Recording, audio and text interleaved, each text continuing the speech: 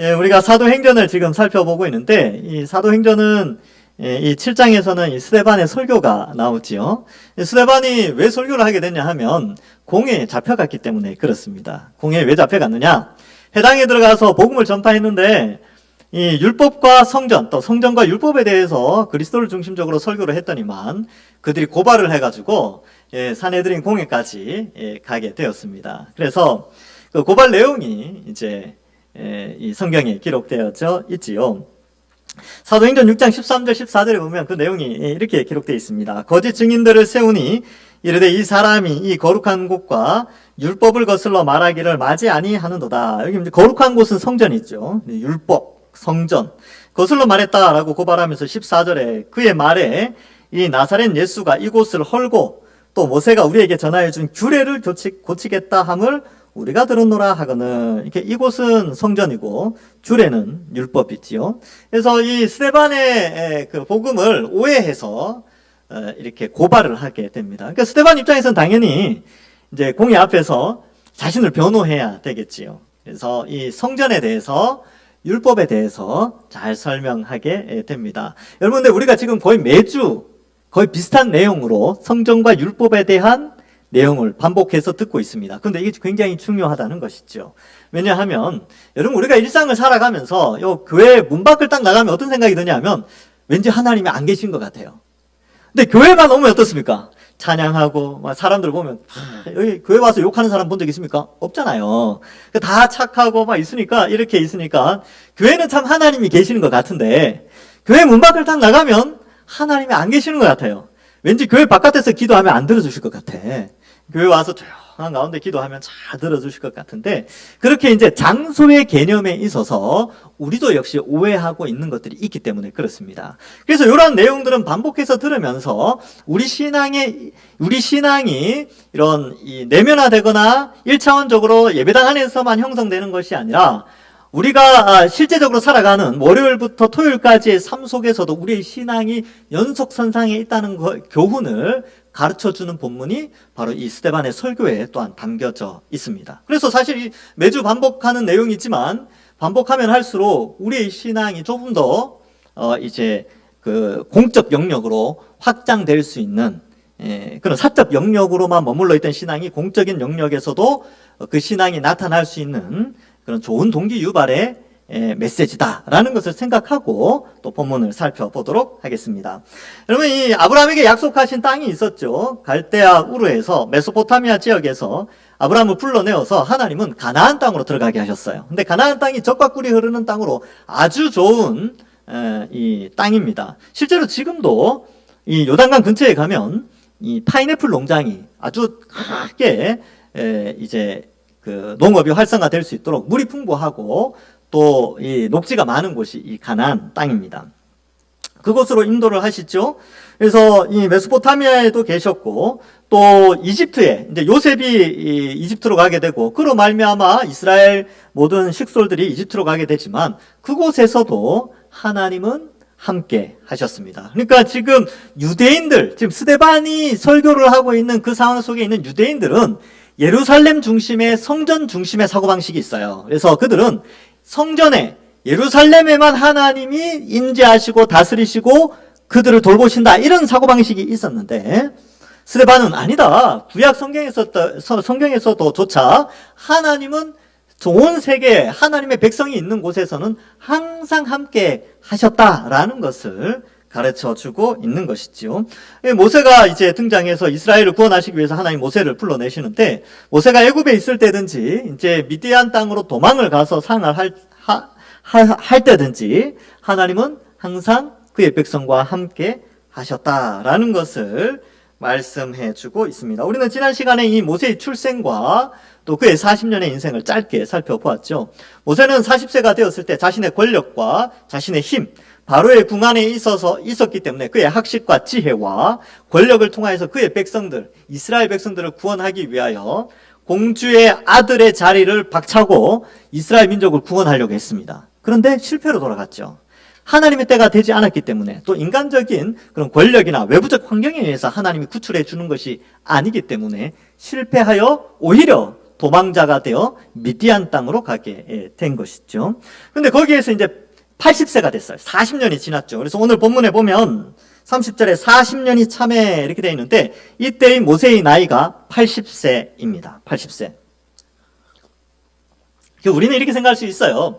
당시 수명이, 모세 120세까지 살았으니까 수명이 한 120살 정도 됐으니까 80세 정도면 우리로 치면 한 60대쯤 되겠네 라고 생각할 수 있는데 그렇지 않습니다. 그렇지 않아요. 이 모세가 시편의 말씀에 보면 모세의 시가 등장하게 됩니다. 시편 90편 말씀인데 여러분 지금 제가 이제 자막을 띄워드리는데 저기 표제가 있지요. 표제. 그래서 이렇게 되어 있습니다. 하나님의 사람 모세의 기도. 주여 주는 대대에 우리의 거처가 되셨나이다 라고 하면서 시편 90편 1절에 기록되어져 있죠. 그래서 시편 90편은 모세가 쓴 시인데 놀랍게도 그 시에 그 당대의 평균 수명을 기록하고 있어요. 시에. 그래서 시편 90편 10절에 보면 우리의 연수가 70이요 강건하면 80이라도 그 연수의 자랑은 수고와 슬픈 뿐이요 이렇게 기록하고 있단 말이죠. 자, 그러면 모세가 살던 시대 때 사람들의 평균 수명이 70에서 80 사이였어요. 우리는 지금은 90세 전후죠. 우리는 보통 요즘은 이제 90세 이상 많이 사시니까 90세 전후인데 그 당시에는 아직 의학이나 이런 게 발전하지 않았고 건강 관리 잘하면 80세까지 살 수 있었어요. 근데 지금 모세가 몇 세의 부름을 받았냐면 80세의 부름을 받았단 말이죠. 그러니까 이제 80세가 된 모세는 어떤 생각을 했겠습니까? 이 미디안 땅에서 양을 치면서 이제 주님 만날 때 됐구나. 이제 내가 이스라엘을 구원한다든지 이스라엘을 위하여서 그 민족을 이끌어서 약속의 땅으로 인도한다든지 그런 계획은 없었겠죠. 왜냐하면 평균 수명이 80인데 이제 80이 되었으니까 하나님 건강 주셔서 조금 더 건강하게 해주셨구나 이 정도 생각했지 민족을 구원하겠다 이런 것은 없어졌지요. 그래서 이제 그래도 감사한 것은 모세가 80세도 양을 쳤어요. 출애굽기에 보면 양치는 80세에 양을 쳤다 이런 표현이 나오거든요. 그러니까 그만큼 건강했어요. 80세까지 하나님이 건강을 주신 것이죠. 어쨌든 이때에 도저히 이스라엘을 구원할 힘이 스스로에게는 없다라고 판단했을 그때에 하나님께서 그를 부르십니다. 왜 그랬을까요? 인간의 힘으로 이스라엘을 구원하는 것이 아니라 인간의 권력, 인간의 지혜, 지식, 어떤 그러한 외부적인 환경에 의하여서 하나님의 백성이 구원받는 것이 아니라 모든 것이 철저하게 불가능하다라고 생각하는 바로 그때에 하나님의 구원의 역사가 일어난다는 것이죠. 우리도 마찬가지죠. 우리도 우리 스스로가 우리를 구원시킬 만한 능력이 전혀 없습니다. 인간은 전적으로 타락했죠.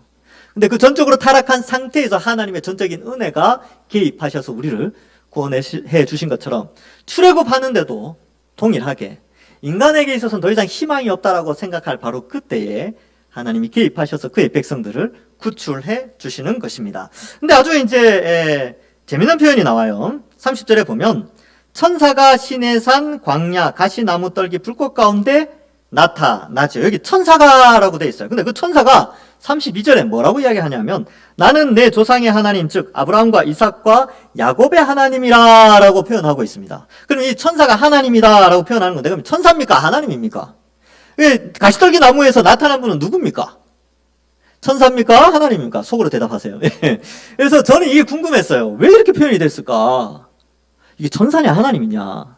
여기는 천사라고 되어 있고 또 출애굽기에 봐도 천사라고 표현이 되어져 있어요. 출애굽기 3장 2절에 보면 여호와의 사자가 떨기나무 가운데로부터 나오는 불꽃 안에서 그에게 나타나시니라 이렇게 기록되어 있단 말이죠. 그런데 또 이 출애굽기 3장 4절에 보면 여호와께서 그가 보려고 돌이켜 오는 것을 보신지라 하나님이 떨기나무 가운데 그를 불러 이르시되 모세야 모세야 하시매 이렇게 되어 있죠. 그러면 천사입니까 하나님입니까? 참 궁금했어요. 그래서 제가 이제 생각의 한계가 있기 때문에 지식의 한계가 있기 때문에 우리 믿음의 선배들의 책들을 참고했습니다. 한 8권 제 방에 한 8권 정도의 사도행전 해석책이 있는데 7권이 아무 대답이 없었어요. 이 질문에 답하는 책이 없습니다. 근데 딱 한 권이 저와 같은 고민을 가지고 있었어요. 도대체 천사냐 하나님이냐. 근데 그 고민을 한 사람이 누구냐면 이 8권 중에 딱 한 권에 이것을 해석을 해놨는데 그분이 바로 칼빈입니다. 칼빈이 500여 년 전에 이 고민을 한 거죠. 그래서 천사냐 하나님이냐 이 문제를 풀면서 칼빈은 이 천사와 하나님은 바로 예수님이다 라고 해석을 하게 됩니다. 근데 그건 칼빈의 개인적인 해석이긴 하지만 근데 그 근거가 있어요. 근거가. 그래서 근거는 어디에서 찾느냐면 칼빈은 고린도전서 10장 4절에서 요 근거를 좀 찾아요. 이 천사는 왜 예수님으로 해석이 되어지냐 하면 고린도전서 10장 4절에 다 같은 신령한 음료를 마셨으니 이는 그들을 따르는 신령한 반석으로부터 마셨음에 그 반석은 곧 그리스도시라 이렇게 표현하고 있단 말이죠. 그래서 이게 무슨 의미가 있냐면 광야 시대, 광야에서 그들의 생명을 주관하신 분은 바로 예수님이었다. 그러니까 이 출애굽의 여정의 부르심과 여정 가운데 인도하심과 먹이시고 살리시는 그 모든 가운데 예수님이 간섭하셔서 이스라엘을 인도하셨다라고 해석을 하고요. 38절에도 보면 시내산에서 말하던 그 천사와 이렇게 되어져 있지요. 그리고 36절에도 보면 이 사람이 백성을 인도하여 나오게 하고 애굽과 홍해, 광야에 40년간 기사와 표적을 행하였는데 그곳은 바로 35절에 보면 천사의 손으로 이런 표현들이 있어요. 그래서 이 부분에 있어서 칼빈은 이 하나님을 천사로 표현하는 것은 하나님의 영광에 맞지 않지만 때로는 하나님이 직접 인간의 삶 속에 개입하셔서 가깝게 그들에게 다가오실 때 이런 표현을 쓸 수도 있다라고 표현하면서 이 문제를 그렇게 해석을 했었습니다. 그래서 저는 받아들이는 입장이니까 이것도 괜찮은 해석이다. 그러니까 질문이 발생할 수 있잖아요, 그죠? 풀 수 있는 것들이 있다면 이렇게 해결해 가는 것도 괜찮지 않을까 그렇게 생각을 합니다. 그래서 저처럼 이렇게 고민하신 분이 있을까봐 제가 일단 말씀을 드리는 거고요. 이 가시떨기 나무에서 모세에게 말씀하신 분은 하나님이시다. 그리고 특별히 칼빈 같은 경우는 예수님으로 해석했구나라고 넘어가시면 됩니다. 예수님도 이제 성자 하나님이시니까. 자, 그런데 중요한 것은 시내산에서 만났죠. 시내산. 여러분, 시내산은 미디안 땅에 있습니다. 지금 그 시내산, 미디안이라는 지역 이름이 없어졌으니까 지금은 어디냐면 사우디아라비아 북부 쪽에 있어요. 사우디아라비아 지역에 있지요. 시나이 반도에 있는 시내산은 애굽령입니다. 이집트령이에요. 한 번도 거기가 미디안 땅에 속한 적이 없습니다. 근데 이제 예전에 한 2000년 전에 아라비아 땅에 그때 이미 이제 회교가 강했으니까 아라비아 땅에 들어갈 수가 없으니까 그 시나이 반도에 있는 산을 시내산으로 명명하였는데 사실은 아라비아에 있는 산이 시내산이죠. 그래서 갈라디아서에도 보면 사도 바울이 회심하고 나서 아라비아로 가게 되고요. 또 갈라디아서 뒷부분에 보면 아라비아에 있는 시내산이라는 표현을 사도 바울도 쓰고 있습니다. 그럼 그 시내산이 어떻게 생겼느냐? 이렇게 생겼습니다. 사진 좀 보여주시겠어요? 이렇게 생겼습니다. 시내산, 그리고 그 앞에 호렙산. 구약 성경에 보면 여호와의 산, 하나님의 산, 호렙이라고 되어 있는 데도 있고요. 시내산이라고 표현하는 데도 있는데 같은 산이에요. 저기 이렇게 붙어 있습니다. 그리고 시내산에서는 나중에 모세가 출애굽하여서 홍해를 건너고 시내산에 들어가게 되는데 시내산 꼭대기에서 하나님이 불꽃 가운데 임하시죠. 다음 사진 한번 보여주시겠어요? 이렇게 돼 있어요. 불타는 적이 있습니다. 여러분 시내산을 보시면 아시겠지만 저기는 돌산이에요. 나무가 없습니다. 그러니까 불이 날 일이 없지요. 근데 신기하게도 저 돌산 꼭대기에는 불타는 적이 남아있다는 것이죠. 그래서 정말 신기한 일입니다.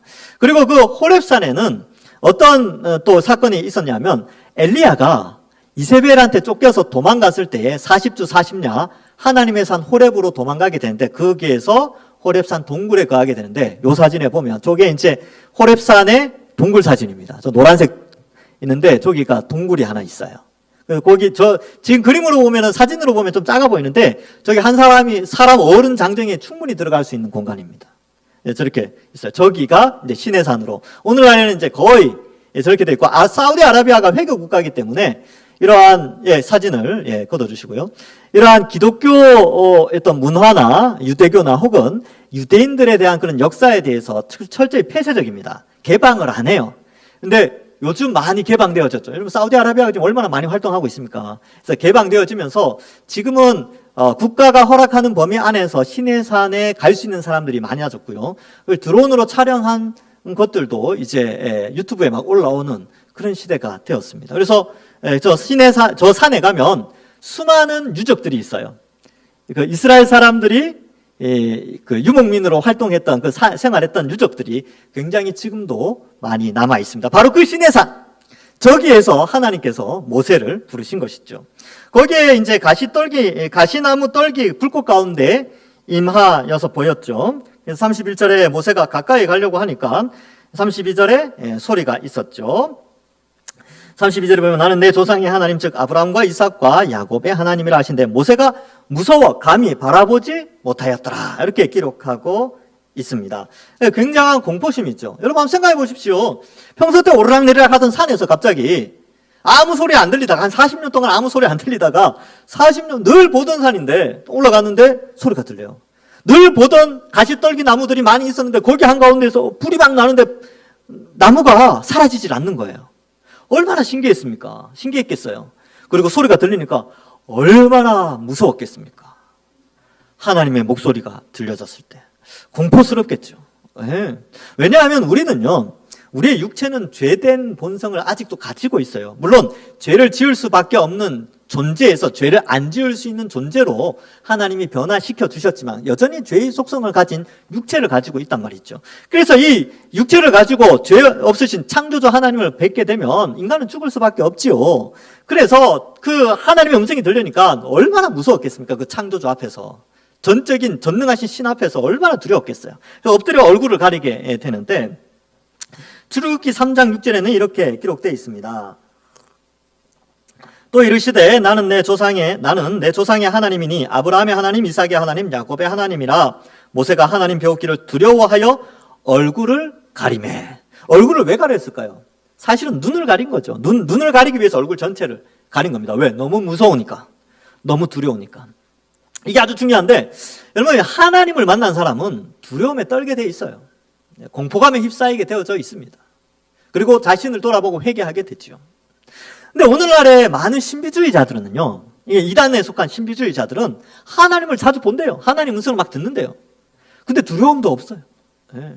자기는 이제 환상을 보고 환상을 꿈에서 하나님 봤는데 너무 다정하고 다정다감하고 두려움이 없습니다. 그리고 자기가 쇼핑하러 갔더니만 면도기 2개가 있는데 그 중에 왼쪽 것을 집으라고 하나님께서 말씀해 주셨습니다. 이상하지 않습니까? 근데 하나님의 음성을 들으면 원래 두렵거든요. 두려워서 엎드릴 수밖에 없어요. 근데 신비주의자들은 자꾸 그런 식으로 이제 하나님을 왜곡하게 되는데 성경에도 보면 사실 하나님을 본 사람들의 모습이 등장하게 됩니다. 이사야 6장 5절에 보면 그때 내가 말하되 화로다 나여 망하게 되었도다. 나는 입술이 부정한 사람이요 나는 입술이 부정한 백성 중에 거주하면서 만군의 여호와이신 왕을 배웠음이로다 하였더라. 이사야가 하늘 천상을 바라보고 하나님을 목격하는 순간 뭐라고 고백했냐면 화로다 나여 망하게 되었도다 라고 한탄하게 됩니다. 이제 죽게 되었다는 것이죠. 입술이 부정한데 하나님을 봤으니까 아이고 이제 죽게 되었구나. 두려움이죠. 그리고 신약 성경에도 마찬가지입니다. 누가복음 5장 8절에 보면 예수님의 기적을 보고 이 깊은 곳에 가서 그물을 던져라 해서 그 물고기 건져오니까 그걸 보고 베드로가 예수님 앞에 이렇게 말합니다. 시몬 베드로가 이를 보고 예수의 무릎 아래 엎드려 이르되 주여 나를 떠나소서 나는 죄인이로소이다 하니. 왜 떠나라고 했을까요? 두려우니까. 베드로도 두려웠으니까. 우리도 마찬가지죠. 우리가 말씀을 통하여 하나님을 알아가면요, 하나님의 사랑을 깨닫는 것도 있지만 또한 우리의 연약한 모습 때문에 하나님 앞에 두려움을 느끼게 되는, 말씀을 통해서 하나님 앞에 하나님의 실제적인 존재 앞에 우리는 두려워 떨 수밖에 없는 그런 존재임을 우리에게 말씀해주고 있습니다.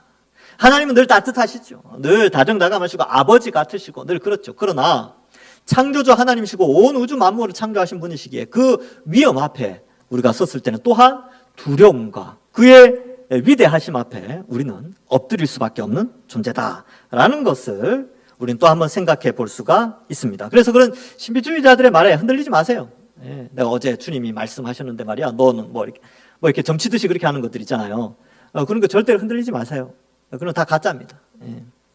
우리는 이제 신약 시대에는 성경 말씀을 통하여서 하나님의 뜻을 깨달으면 되는 거예요. 자, 이제 33절에 보시면 주께서 이르시되 내 발에 신을 벗으라 내가 서 있는 곳은 거룩한 땅이니라. 요 구절이 핵심 구절입니다. 핵심 구절. 그래서 이 스데반 설교에서 핵심이기도 하고 모세의 기록에서도 아주 핵심적인 부분인데, 뭐 이제 볼펜이 있으신 분들은 33절에 동그라미를 33이라는 숫자에 동그라미를 쳐놓고 거기 거룩한 땅 여기 줄 쳐놓으시면 눈에 잘 띄겠죠. 자, 지금 시내산은요 가나안 땅이 아니에요. 예루살렘이 아닙니다. 시내산은 미디안 땅이고 사우디아라비아에 있는 땅이에요. 그런데 하나님이 그곳을 뭐라고 이야기했냐면 거룩한 땅이다 라고 말씀하셨단 말이죠. 지금 유대인들, 스데반이 설교하고 있고 스데반의 설교를 듣는 청중이었던 유대인들 사고 속에는 하나님은 예루살렘 성전에 임재하시고 통치하시고 다스리시고 보호하신다, 이 개념이 강한데 이 스데반은 이 부분을 강조하는 거죠. 아니, 하나님은 시내산, 그 아라비아에 있는 시내산에서조차 그곳도 하나님이 임재해 계시기 때문에 그곳을 거룩한 땅이라고 말씀하셨다. 성전 개념을, 이 유대인들이 가지고 있는 편협한 성전 개념을 초월할 수 있도록 설명을 해주는 것이지요. 그래서 내가 서 있는 땅은 거룩한 땅이다 라는 것입니다. 여러분, 우리도 마찬가지죠. 여러분, 지금은 어디가 거룩한 땅입니까? 하나님이 임재하시고 다스리시고 통치하시며 그의 백성을 보호하시는 그곳이 다 거룩한 땅이에요. 그리고 더 적극적으로 설명을 해보면 하나님이 어디에서 다스리시고 보호하십니까?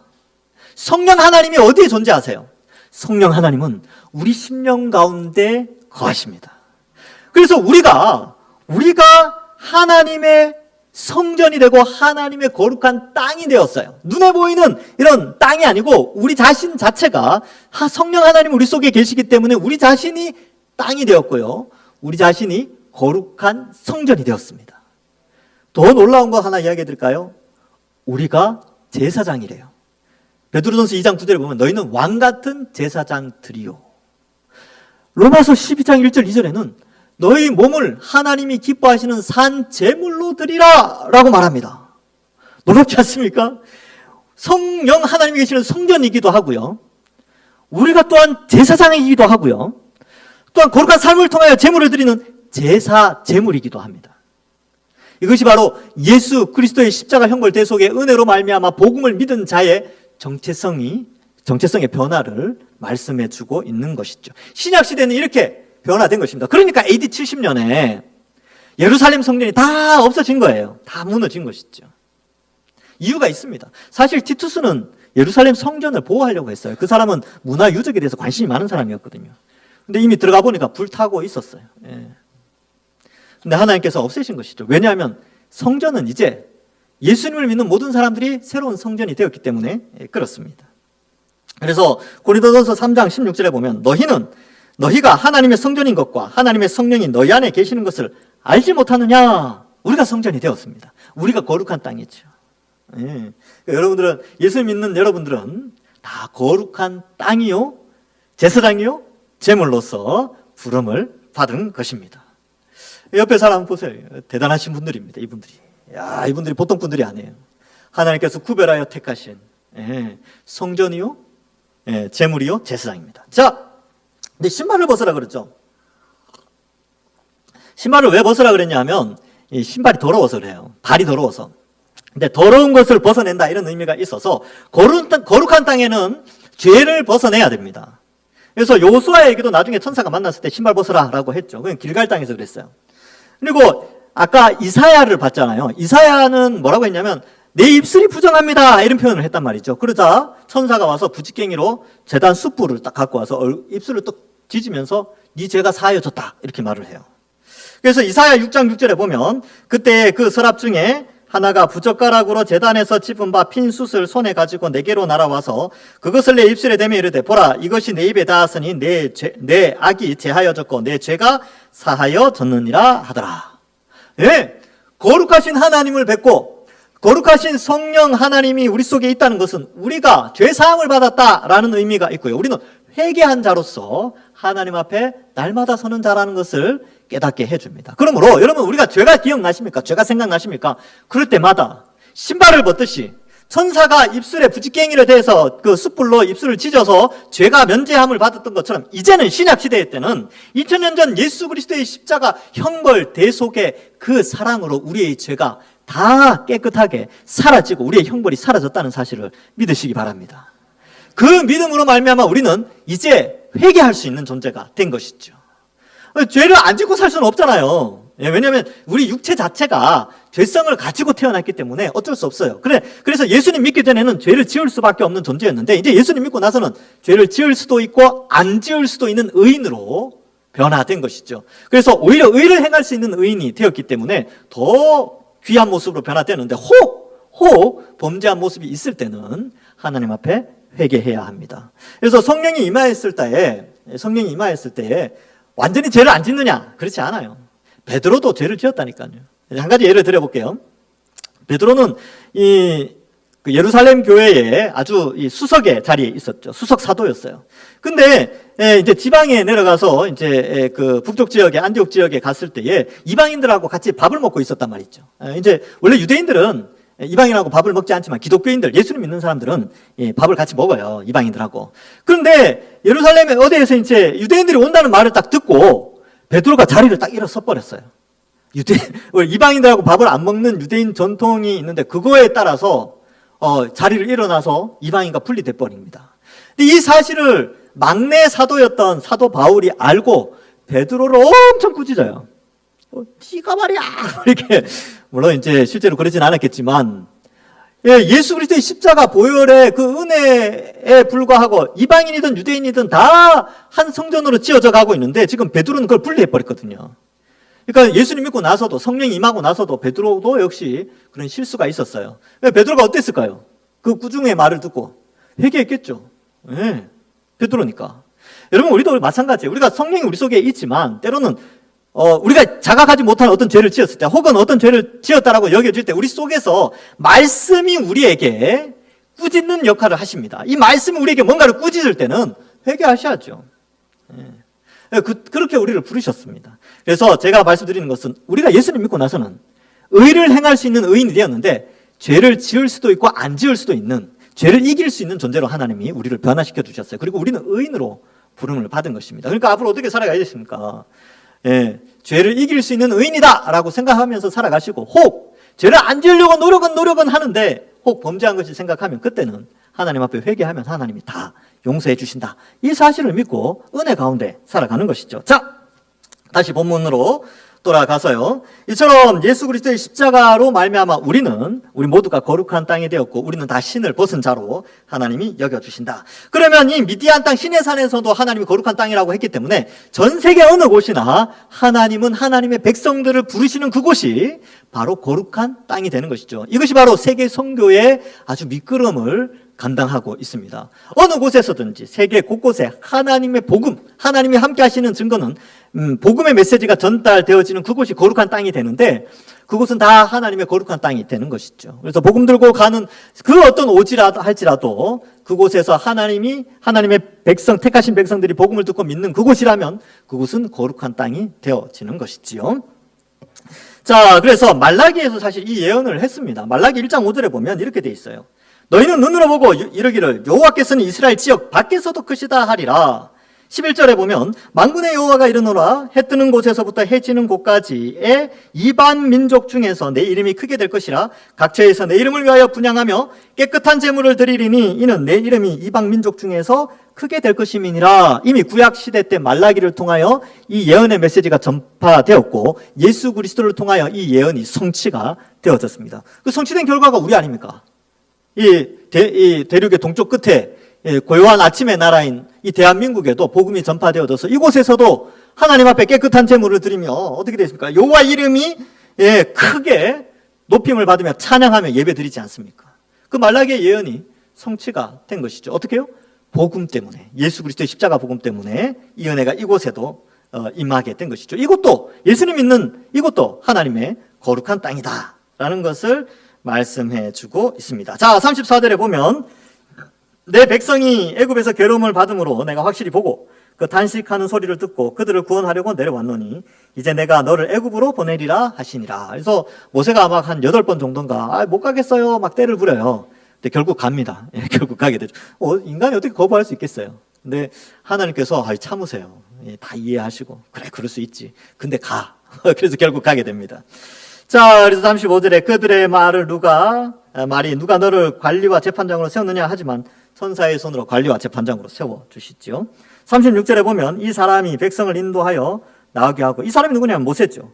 애굽과 홍해와 광야에서 40년간 기사와 표적을 행하였다, 이렇게 기록하고 있습니다. 애굽에서는 10가지 재앙을 통하여서 이제 모세를 통하여서 그 재앙이 일어나게 됐지요. 그래서 하나님께서 모세를 통하여 그의 백성들을 불러내시고요.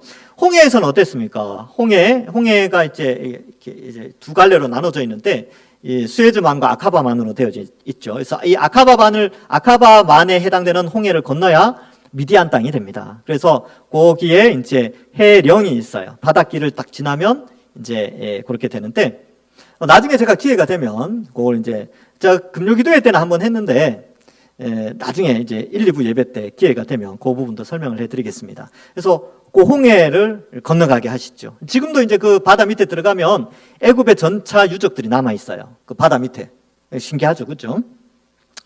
자, 그렇게 이제 홍해를 건너가게 하시고 광야에서 40년 동안, 광야 유적들도 많이 남아 있습니다. 그 사우디아라비아 지역에서 돌아다녔기 때문에 유적들이 많아요. 그 광야에. 사람이 안 살았으니까 옛날에 이게 구름 기둥, 불 기둥으로 인도함을 받은 유적들이 아직도 많이 남아 있어요. 돌 절구 이런 거 있잖아요. 만나를 빻아야 되니까 그런 것들이 유적들로 많이 있어요, 아직. 자, 이렇게 해서 40년간 기사와 표적으로 모세를 인도하게 됩니다. 37절에, 이제 37절은 약간 의도적이다. 이건 이제 스데반이 뭔가 목적을 가지고 요 인용구를 썼다 볼 수 있는데, 이스라엘 자손에 대하여 하나님이 너희 형제 가운데에 나와 같은 선지자를 세우리라 하던 자가 곧 이 모세라, 이렇게 표현하고 있죠. 왜 하필 이 구절을 썼을까? 너희 형제 가운데에서 나와 같은 선지자를 세우리라. 그러면 나와 같은 선지자는 누구일까요? 이건 후대에 와서는 이 나와 같은 선지자는 메시아로 이해되어집니다. 그래서 이 표현들을 많이 인용들을 해요. 그래서 이 요한복음 6장 14절에 보면 그 사람들이 예수께서 행하신 표적을 보고, 이 표적이 뭐냐면 오병이어 사건이에요. 오병이어 사건을 보고 이는 참으로 세상에 오실 그 선지자라 하더라, 이렇게 돼 있죠. 그 선지자. 그 선지자가 누구냐면 모세가 예언했던 바로 그 선지자, 그 예언자 메시아다라는 것인데, 스데반이 이걸 인용하면서 이렇게 메시아에 대한 예언을 하셨는데, 그 선지자가 누구냐면 바로 예수님이다. 왜 나와 같은이라고 표현을 썼냐면, 모세와 같은 게 어떤 겁니까? 모세와 같은 선지자는 애굽에서 구출해낸 선지자죠. 예수님은 어떤 분이세요? 우리를 죄의 지배에서 구출해내셨죠. 그리고 모세를 통하여서 이스라엘 나라라는 눈에 보이는 가시적 나라가 형성되어지는데, 예수님을 통하여서 새 이스라엘이 형성되어지게 됩니다. 또한 모세를 통하여서 성막이 건축되어지지요. 나중에 이제 성전으로 발전하게 되는데, 예수님을 통하여서 이제 예수님을 믿는 자는 새 예루살렘으로 지어져 가게 됩니다. 제가 묵도할 때 에베소서 2장 21절과 22절을 제가 봉독해 드렸는데 이렇게 했어요. 그 안에서 건물마다 서로 연결하여 주 안에서 성전이 되어가고 너희도 성령 안에서 하나님의 거하실 거처가 되기 위하여 그리스도 예수 안에서 함께 지어져 가느니라. 에베소서 2장 21절 22절 말씀인데, 예수님으로 말미암아 이제 모세는 성막을 지었지만 예수님은 새로운 우리를 통하여서 새 예루살렘을 짓게 되는 것이죠. 그래서 나와 같은 선지자가 되고, 약속의 땅으로 젖과 꿀이 흐르는 가나안 땅으로 모세가 인도하잖아요. 예수님은요, 영원한 안식, 영원한 하나님 나라의 완성을 향하여 예수님이 우리를 인도해 가십니다. 그래서 예수님의 재림을 통하여서 완성된 하나님 나라가 이루어지지요. 여러분, 명절이 되었는데 명절에 가족들 보니까 좋지. 오랜만에 친척들 보고 가족들 보면 너무 좋잖아요. 그리고 좋은 것은 연휴잖아요, 그렇죠? 근데 아쉬운 건 뭡니까? 연휴가 화요일까지. 여기 좀 아쉽죠. 근데 여러분, 보고 싶은 가족들을 만나서 행복한데 그 연휴가 영원하다. 어떻습니까? 근데 먹을 거 걱정 없이 모든 게 풍성해. 너무나 모든 것이 풍성하고 영생을 누리면서 행복하면서 그리웠던 가족들 만나면서 먹을 거 먹고, 그게 영원하다. 연휴가 영원하다. 그곳이 바로 완성될 하나님 나라입니다. 그래서 이 짧은 연휴 아쉬워하시지만 연휴가 끝나는 날 그렇게 고백하십시오. 하나님, 영원한 연휴가 속히 임하기를 원합니다. 성경적 표현으로 보면 영원한 안식이지요. 그래서 예수님으로 말미암아 이것이 이루어졌다라는 것을 이제 설명하고 38절에 시내산에서 말하던 그 천사가 우리 조상들과 함께 광야교회에 있었고 또 살아있는 말씀을 받아 우리에게 주던 자가 이 모세다 이렇게 표현하는데 왜 광야교회라는 표현을 썼을까요? 지금 유대교가 있는데 유대교는 지금 교회는 예수님을 믿는 사람들이 교회죠. 근데 이 교회는 어디에서 시작됐느냐면 광야에서부터 시작되었다. 즉 광야에서 하나님이 지키시고 돌보시고 택하신 하나님의 백성들과 지금의 교회가 같은 선상에 있다. 즉 이 말은요, 유대교는 광야 교회와 상관이 없다라는 뜻이에요. 스데반의 이 목적이 거기 있습니다. 그래서 일부러 광야 교회라는 표현을 써요. 광야 교회가 있었지 신약에는 예수 그리스도를 믿는 교회가 있다. 유대교는 광야 교회와 상관이 없다. 너희는 광야에서 택함을 받은 자들이 아니다. 그들과 같은 그런 존재들이 아니고 완전히 변질된 그런 존재들이다라는 것이죠. 바울 사도도 역시 유대교에 대해서 유대교가 기독교 안으로 들어오는 것에 대해서 굉장히 저주하며 이단으로 표현하고 있습니다. 뿐만 아니라 사도 요한은 요한계시록에서 유대인의 회당을 사탄의 집단이다. 사탄의 회당이다라고까지 할 정도로 유대교를 아주 강하게 비판하고 있지요. 그래서 이 구약시대 때에 구원받은 자들과 신약의 예수 그리스도를 통하여 만들어진 교회가 같은 선상에 있다는 것을 표현하기 위해서 광야교회라는 단어를 썼습니다. 그리고 교회의 특징은 뭐냐 하면 살아있는 말씀이 존재하는 거죠. 우리 교회도 마찬가지죠. 말씀이 살아있어야 돼요. 말씀이 없어지면 그 공동체는 동아리 단체밖에 안 되는 거예요. 동아리 단체, NGO 단체밖에 안 되는 것이죠. 말씀이 살아 역사하고 말씀을 배우고 가르치는 이 일이 있을 때에 진짜 교회가 이루어지는 것입니다. 말씀을 맺습니다. 여러분, 하나님은 어느 곳에나 계십니다. 여러분들이 있는 이 교회 예배당에도 있고 가정에도 있고 여러분들이 움직이는 모든 곳이 거룩한 땅이라는 생각을 가지고 뭐 지하철에 쓰든지 버스에 쓰든지 직장에 쓰든지 학교에 쓰든지 다 하나님은 나와 함께 하신다. 성령이 우리 속에 계시니까. 그러므로 어느 곳에 있든지 믿음의 백성답게 살고 또 하나님은 어느 곳에나 아니 계신 곳이 없다는 믿음을 가지고 이 땅을 살아가시면서 하나님의 백성답게 하나님께 영광 돌리며 또 기쁨으로 살아가시는 이번 한 주간 살아가시는 우리 모든 주의 백성들 되기를 주님의 이름으로 간절히 축원합니다. 기도하겠습니다. 하나님 감사합니다. 오늘 설날을 맞이하여서 우리 가족들과 함께 또 이 예배당에 나와서 예배드리게 하여 주시니 감사합니다. 우리 흩어져 있는 우리 성도들 위에도 하나님 함께 하시고 오늘 말씀처럼 하나님은 어느 곳에나 계시오니 우리가 하나님 백성답게 이 땅을 온전히 살아가게 하시고 또 어떤 장소에만 하나님을 국한시키는 것이 아니라 예배당에서 또 우리가 속해 있는 모든 활동 영역 가운데 하나님 우리와 함께 하시고 우리를 성전 삼아 우리를 거룩한 땅으로 삼아 주심에 늘 감사하며 거룩한 삶을 살아가는 저희들 되게 하여 주옵소서. 오늘 한 날도 우리 모든 동산의 가족들 지키시고 돌보시고 이번 한 주간도 함께 하여 주실 줄 믿사오며 예수님의 이름으로 기도하옵나이다. 아멘.